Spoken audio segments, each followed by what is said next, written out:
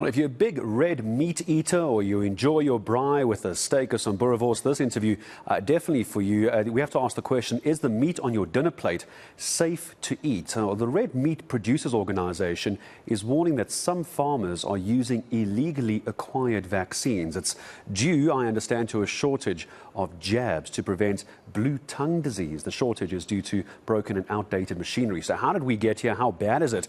And how can we get on top of this if possible? Red Meat Producers Organization Chairperson James Faber making time for me this morning. Hello to you, James, and do appreciate the time. So how bad is this? Good morning.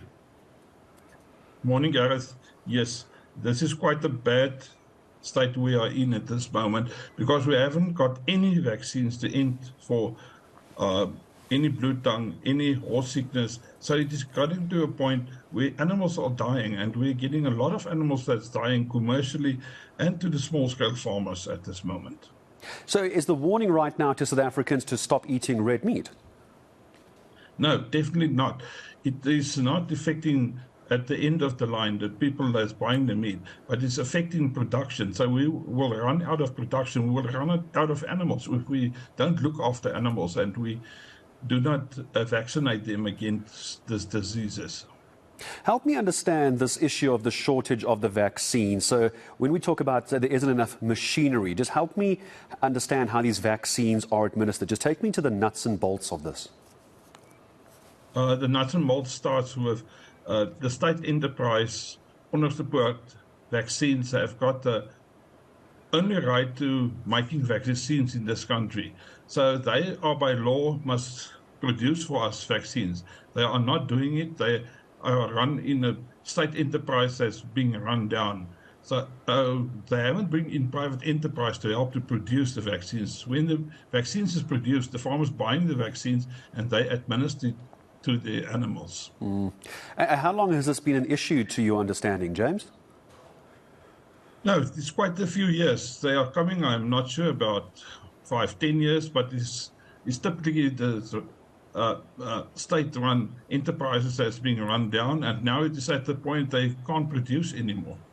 So I imagine the authorities that are meant to be, I want to use the word administering, but I've already used that word for vaccines, meant to be running this effectively. You're telling me they're not doing their job correctly. Is my understanding correct? No, your understanding is very correct.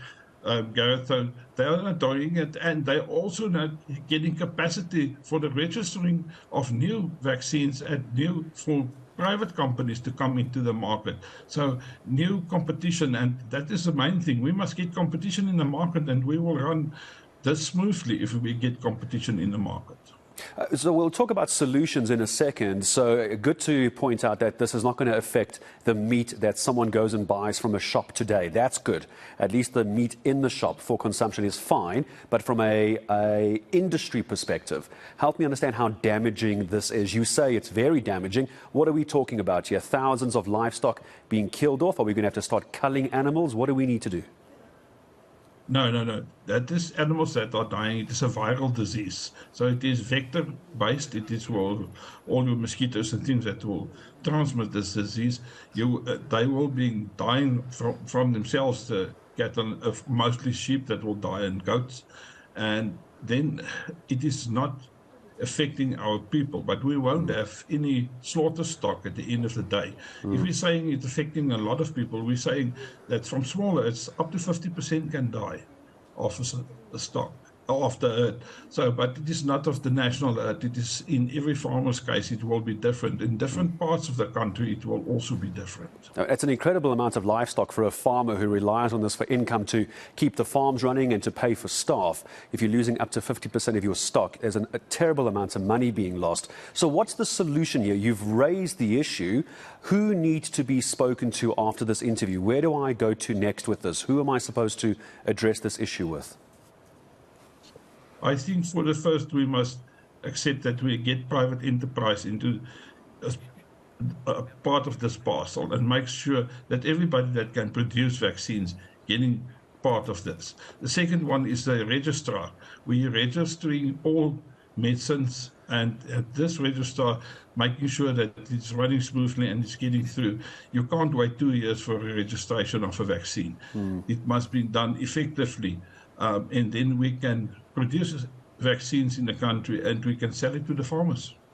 Help me in a last question to you, James. Is this on a national scale, or are there areas of the country of particular concern, perhaps certain provinces, or is this a nationwide issue for us? No, this is a nationwide problem. Vaccines is affecting the whole country. We're only talking about blue tongue. There is Rift Valley fever. There is horse sickness, African horse sickness. There's much more, but blue tongue at this moment is the biggest one. But there are more vaccines that we're talking about.